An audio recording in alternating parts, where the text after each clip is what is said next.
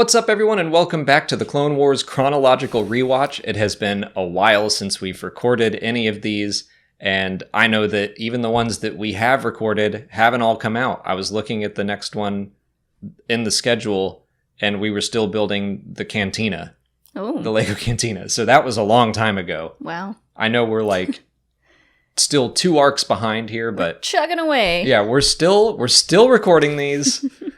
Who knows when this one's going to come out? Probably 2024.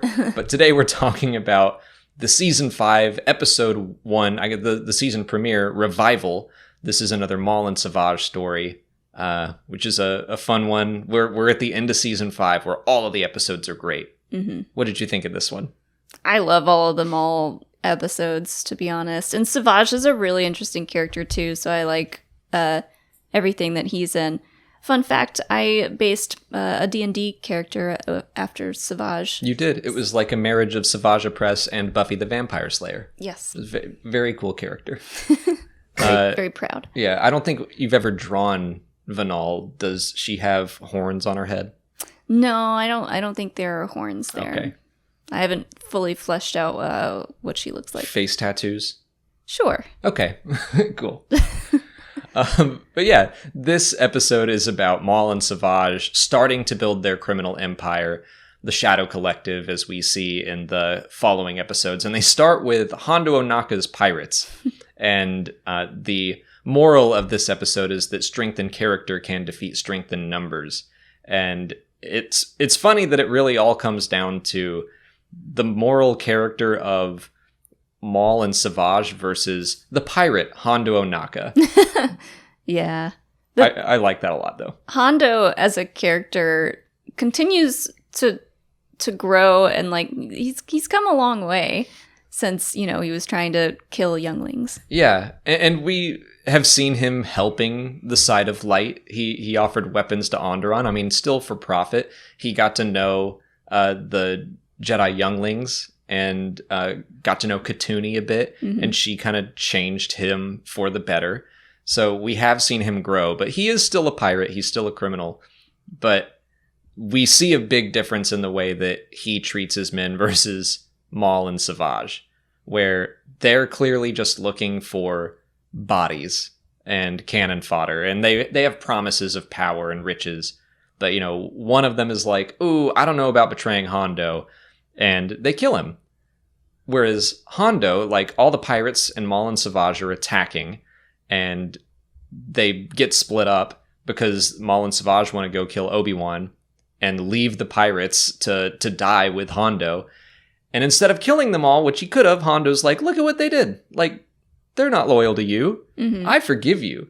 I even love when they first start the attack, he's like, those traitors, those murderers, I'm so proud of them. Like, I raised them well. Yeah. Yeah, he a lot of the time is all talk, and this is an instance where he's just impressed with their decision making, and instead of killing them, he wants to praise them and get them back on his side a little bit by talking to them like they are real people.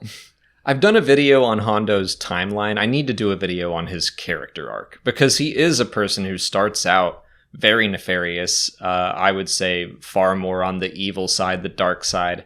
But then we get to the end of Star Wars Rebels, and he is helping the people of Lothal. Mm-hmm. Like, he still has his own motivations.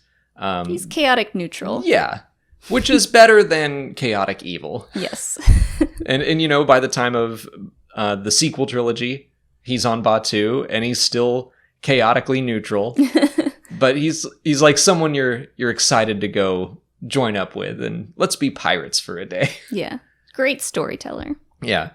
But this theme is very, very much Star Wars, with the way the Rebel Alliance treats its people versus the Empire, where the Empire has no loyalty to its people. It treats them like cannon fodder.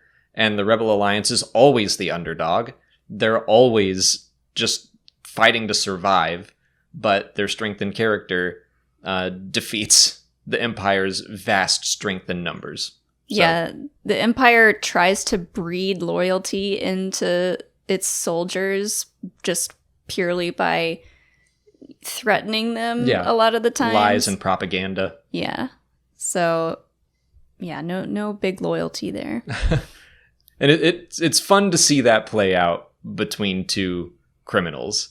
That's true no matter where you stand. And I mean, Obi-Wan is also a good illustration of that same point where Adi Gallia tragically and brutally dies. So then the two Sith outnumber the one Jedi, but he still beats them because his character is stronger. Mm-hmm. And he cuts off Savage's arm. Yeah. And it leaks magic? Oh, yeah, I love that. Yeah. I really love that.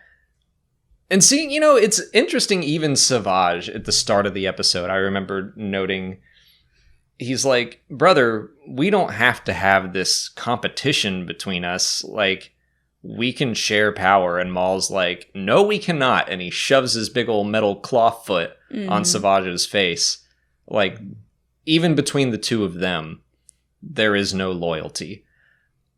I think there is some, because Maul feels pretty upset when Savage dies, but he is certainly treating him like a Sith. He's like, you're not my brother, you're my apprentice, and that's how I'm going to treat you. You are the one that's meant to crave my power, and you can't ever fully have it. Mm-hmm. So I really like seeing how they let Maul illustrate all those points. There's a lot to Maul's story here, too, because he was an apprentice himself, and he, deep down craved more from Palpatine and, just got tossed aside, quite literally, by him. And so, yeah, he's trying to be what he thinks the right thing to do is, but you can tell that there's more there. Like when you said, you do see him have more emotion when Savage dies. Yeah. But in this one, you only see him trying to do what he thinks is, the right thing to do. It's interesting to see him basically taking this shortcut as well. I mean, and that's, I guess, what all of it is. But he never defeated his master. He's like, I'm still a Sith, and I'm a Sith master now, but I never beat Palpatine or anything. Mm-hmm. So he's just taking shortcut after shortcut. He's going to go take over all of these criminal syndicates instead of making actual loyal soldiers. He's just going to take over by brute force. And that just never works out. It doesn't. Yeah. The next time, we will cover the next episode in this arc, Eminence. But until then, please like this video, subscribe to the channel. Follow us on Twitter, Instagram, Facebook, and TikTok. And consider checking out our Patreon page. As always, thanks for watching, and may the Force be with you.